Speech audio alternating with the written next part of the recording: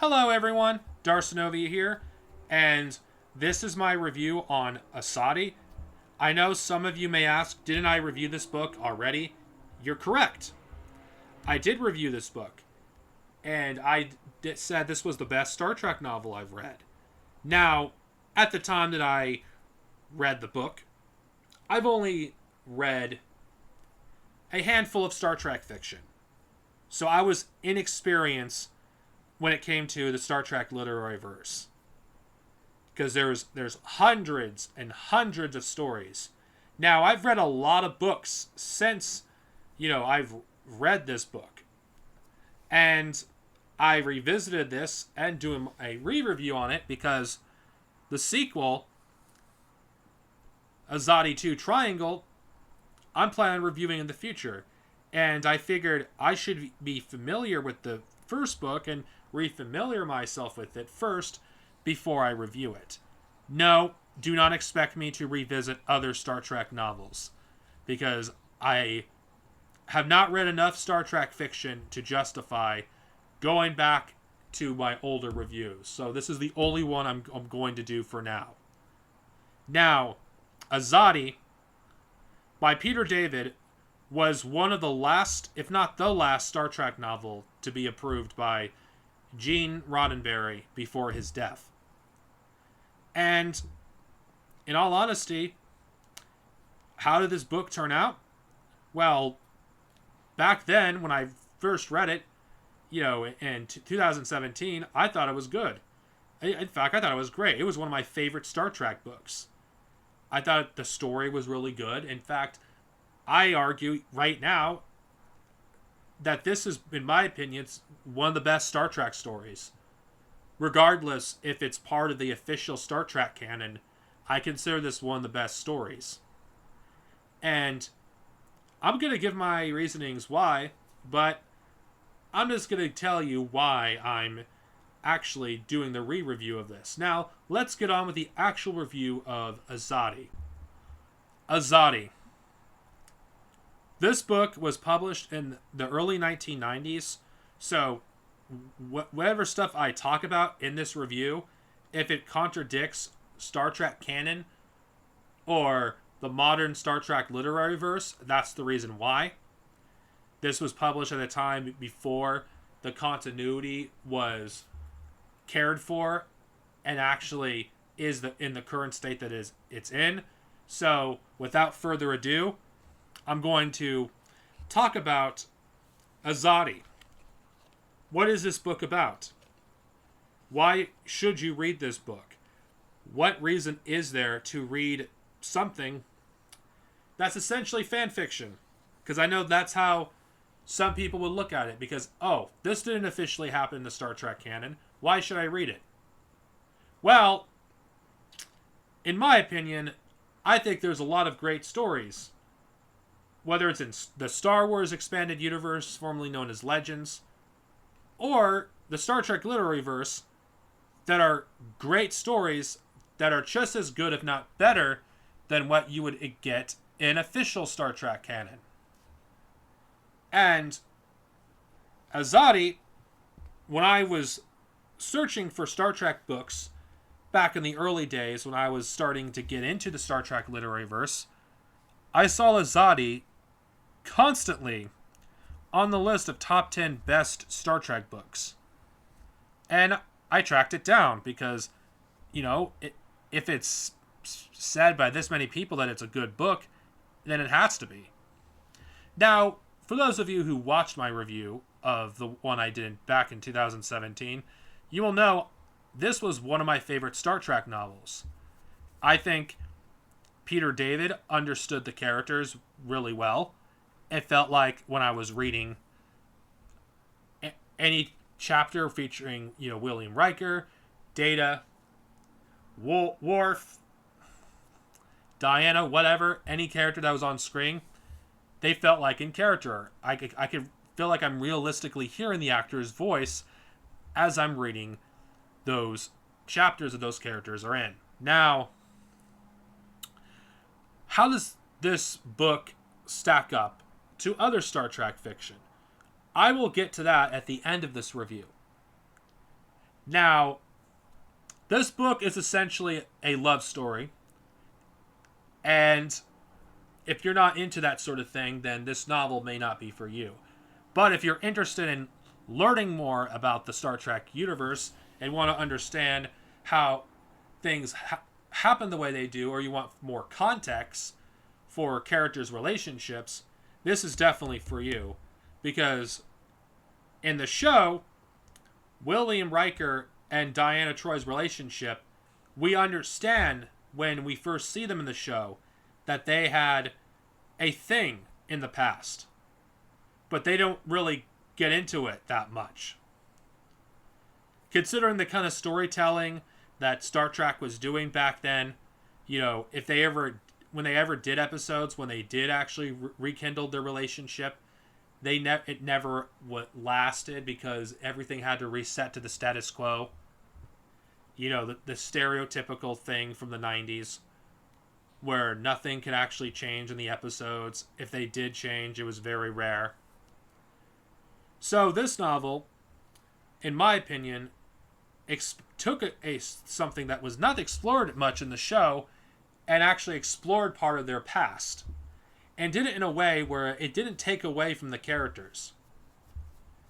And when you watch those episodes, when there's tension between the two, and you read this book, you're like, oh, that's why it is the way it is. And I know in the comment section this story isn't officially canon, but I'm just saying that it gives context, and I think that's important for why you would want to read this book.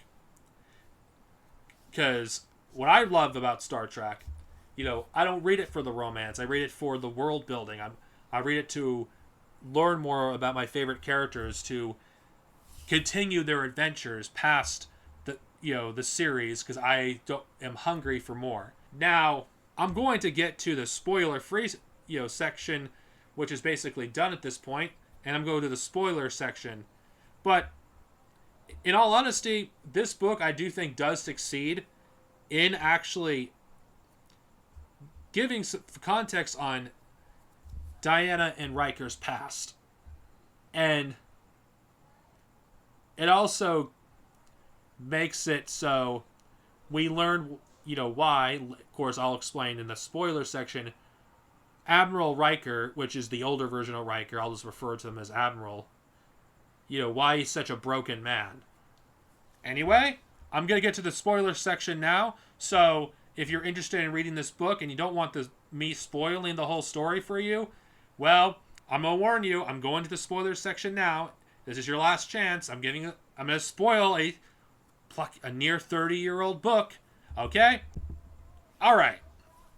Now, for those of you who want to have some familiarity with this and want some context on what I'm talking about, I suggest you watch the episode. If you haven't seen it, or you have, I'd watch it again. On the Edge of the City of Forever. It's, every Star Trek fan who knows Star Trek knows what that episode is. It's arguably the best Star Trek episode ever. It was a tragic love story that ended in tragedy.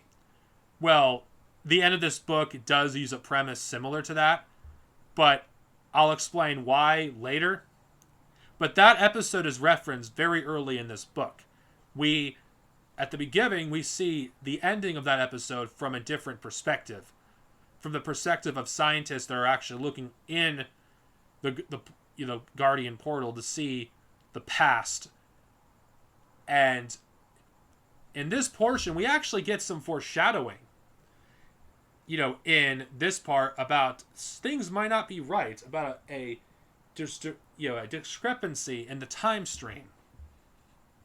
But that wouldn't be further elaborated on until way later in the book. After this, we are introduced to an older William Riker, which I'm going to refer to as Admiral.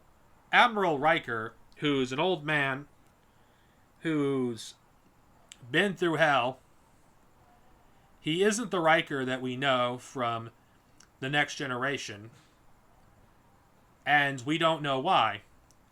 The tone of this book is already set at this point. when we hear about Lwaxana Troy dying. Now, at this point of the story, we don't know if Diana is dead. We don't know. So he visits Betazed, the planet of the Betazoids, and visits Lwaxana as she's dying. And Lwaxana, she looks like she's dead, but she basically curses Riker and basically just saying how much she essentially hates him and blames him for the death of her daughter. And at this point, we learn that, yeah, Diana is dead. We don't know how she died. I think this is brilliant because it sets the stage for the rest of the story and lets us, the reader, it's like, wow, how did things happen? How did things go so wrong?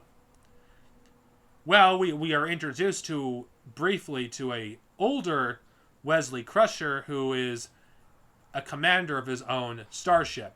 Context, yes, I know this is not what Wesley would be doing, but then again, Star Trek has never been consistent when it comes to continuity, so bear with me.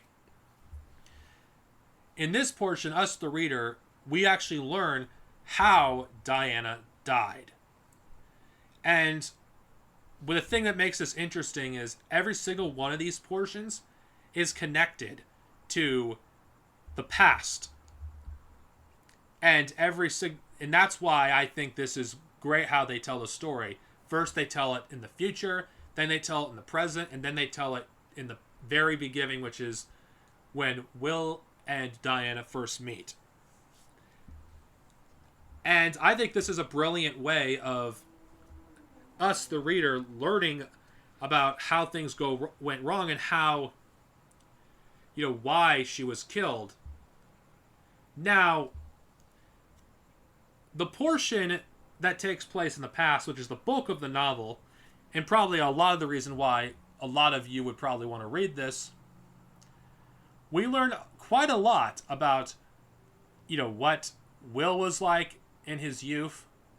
I mean, he's kind of like, he's kind of a man whore in the past, more so than we see him in the Next Generation.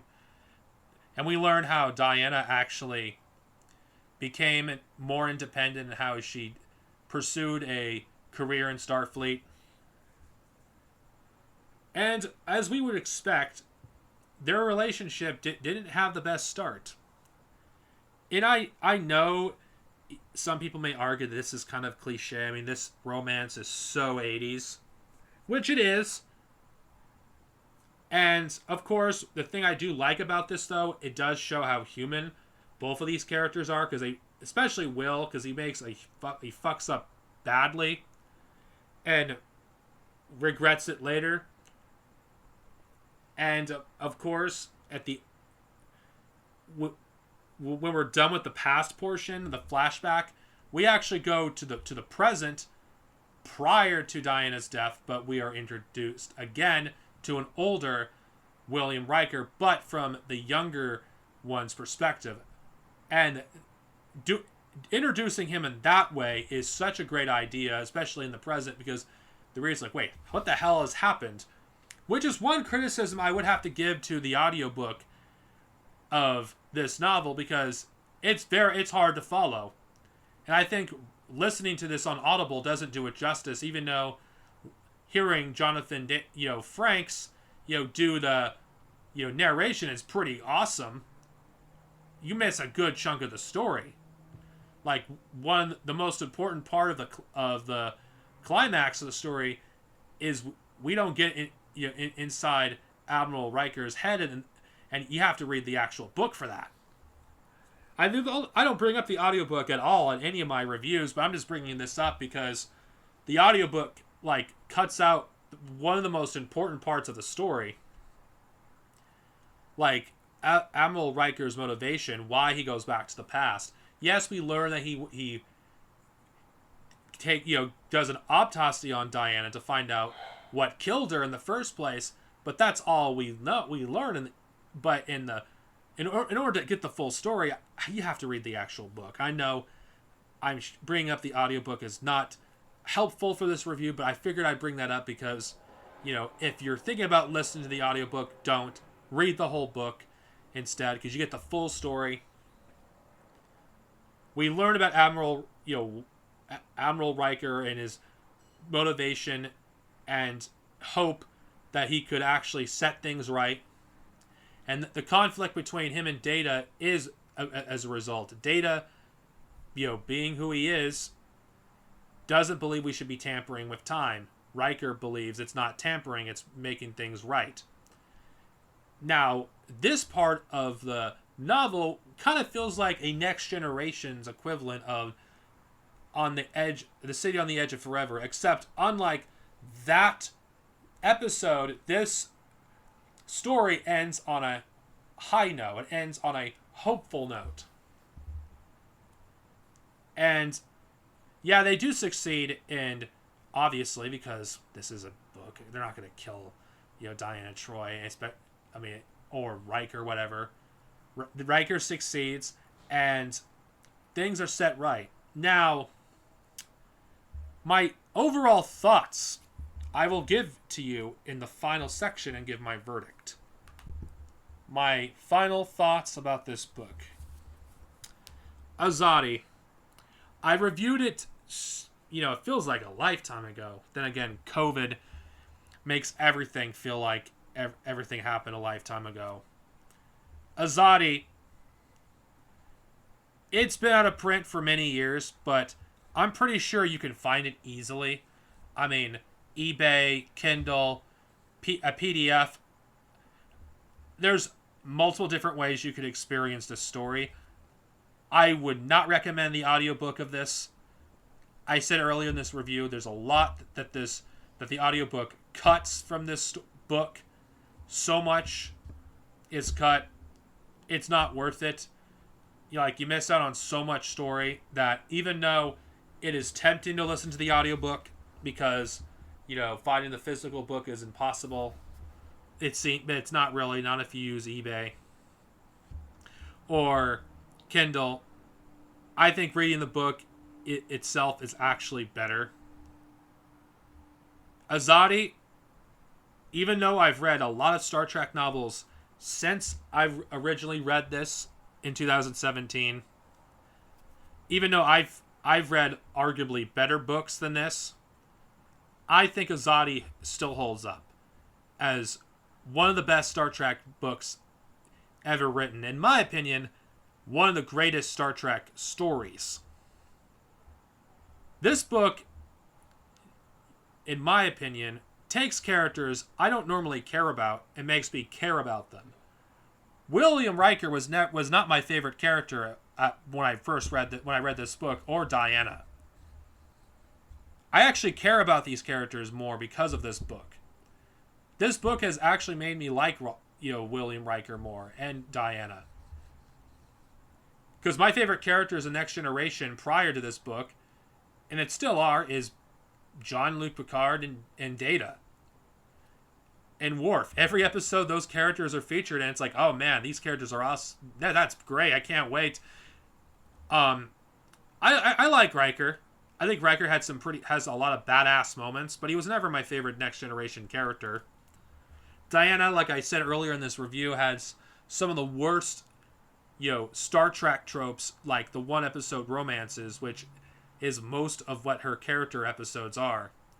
But I think this novel utilized her in a way that actually made her feel significant and not just, a character that's just there, or she's just a piece of eye candy.